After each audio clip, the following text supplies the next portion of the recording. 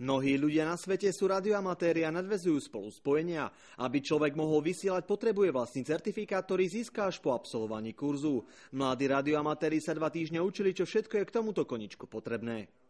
Starší radioamatéri ich učia všetky veci, ktoré na tieto skúšky budú potrebovať. To znamená technické záležitosti, kolo príjimačov, predpisy, ďalej prevádzku, akým spôsobom sa na tých radioamatérskych frekvenciách pracuje, no a samozrejme morzovku.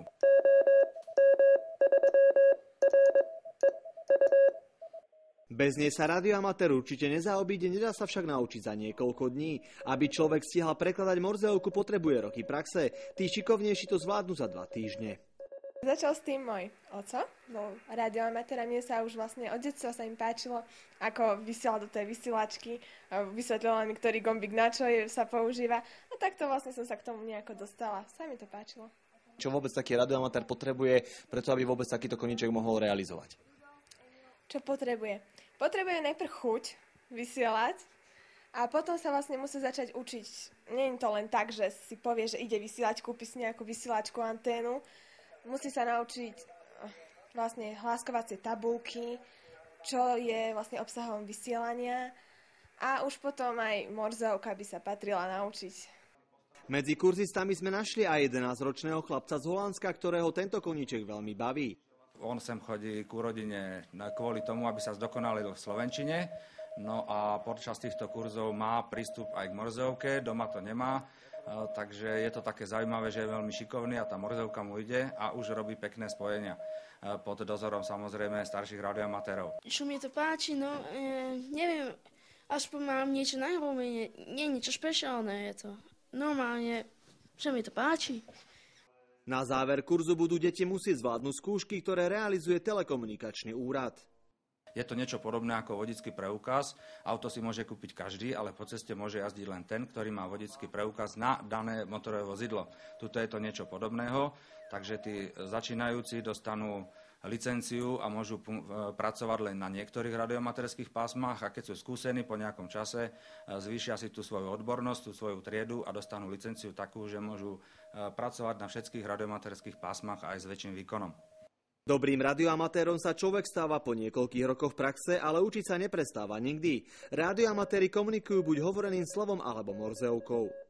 Keď mu to nejde, tak začne študovať skriptá a o všelijakých materiáloch, vodičov, o antenách, o podmienkach šírenia, o kosmických javoch, o činnosti Slnka. Takže tento koníček vlastne je taký, že popri tom svojom koníčku ten človek rastie ako človek, lebo stále je nútený študovať a študovať a študovať jazyky, všetko možné. Takže je to veľmi zaujímavý koníček, ktorý môžu prevádzkovať ľudia aj do vysokého veku, lebo je tam strašne veľa odborností a každý si tam nájde tú svoju parketu. Spojenia sa dajú robiť rôzne, napríklad odrazom signálu od mesiaca či od amatérskej družice. Napríklad aj na stanici ISS je teraz nejaká radioamatérska stanica, takže keď letí ponad nás, môžeme začuť prevádzku niektorého z tých kosmonautov. Je to veľmi zaujímavý koníček, ktorý má uplatnenie pre ľudí aj vysokého veku, rôznych invalidov, že mu kamaráti natiahnu nejakú anténu. Ten človek má taký zmysel života, že tí ho kamaráti ho ráno začujú a je to taká náplň života.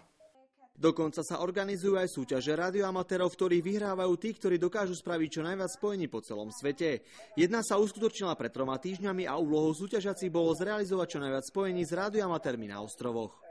Tie stanice, ktoré vysielali z ostrovov, automaticky dávali viac bodov ako tie, ktoré vysielali z pevniny, takže snažili sme sa dovolať na ostrovné stanice. My sme išli odtiaľto z Koty Portáž, ako radioklub M3 Karol Mária Karol Púchovský. Vybudovali sme si tu antény, prichystali pracovisko a išlo o to za 24 hodín spraviť čo najviac spojení. Samozrejme, najlepšie bolo, keď sa robili spojenia so stanicami z ostrovov, ale nedalo sa len s nimi pracovať. Za získanie určitého počtu spojení si súťažné družstvo môže požiadať o diplom. Darilo sa veľmi dobre, čo sa týka počtu bodov, čo sa týka počtu spojení, bolo to poslabšie, ale porobili sme strašne veľa tých ostrovov rôznych po celom svete, takže body naskakovali jedna radosť. Spravili sme doteraz najlepší výsledok, ako sme išli z Portášu na počet bodov, ale mali sme asi tak o 100 spojení menej, ako sme mali prvýkrát, keď sme to skúšali. je to dané aj tým, aké sú podmienky v danom čase a podobne, čiže nepočuli sme až tak moc staníc, ako by sme chceli, nejaká búrka tu bola a tak ďalej, takže nás to trošku pribrzdilo, mohlo to byť aj lepšie. Vzhľadom na množstvo súťažiacich budú oficiálne výsledky súťaže známe až o rok. Slovensko však malo zastúpenie aj na ostrove v Taliansku a tam to vyzerá na prvé miesto. Otto Mária 3, Rudolf Emil Urban. Ďakujem ti teda za spojenie. Ja 73, 88. Pekný deň, ahoj. Ahoj ešte. Ahoj.